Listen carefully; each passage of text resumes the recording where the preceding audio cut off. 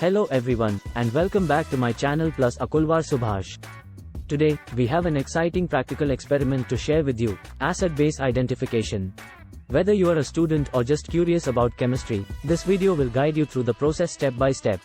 First, let's understand what acid-base identification is all about.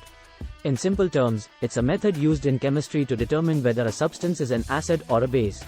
In this practical, we'll show you how to perform this identification test using common household items. But before we start, safety first. Always wear safety goggles and gloves when handling chemicals. Ensure good ventilation in your workspace and have a neutralizing agent like baking soda nearby in case of spills. Here's what you'll need for this experiment. Red and blue litmus paper. Vinegar, an acid, and baking soda solution, a base.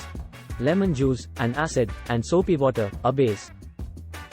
A few test tubes or small containers. A dropper or pipette. Distilled water. Now, let's get to the fun part. Take a test tube and add a small amount of the substance you want to test. We'll start with vinegar. Next, take a piece of red litmus paper and dip it into the test tube. If it turns blue, it means the substance is a base. If it stays red, it's an acid. You can repeat with baking soda solution, lemon juice, and soapy water or for any other substances. You can repeat this process for other substances. It's a quick and easy way to identify acids and bases. And there you have it. Acid-base identification made simple.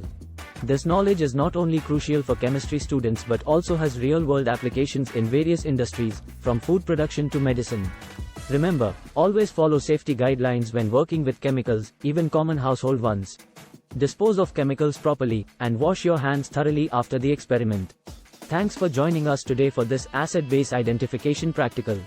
If you found this video helpful, please give it a thumbs up and subscribe to Plus Akulwar Subhash for more exciting experiments and educational content. Feel free to leave any questions or suggestions in the comments below. Until next time, stay curious and stay safe.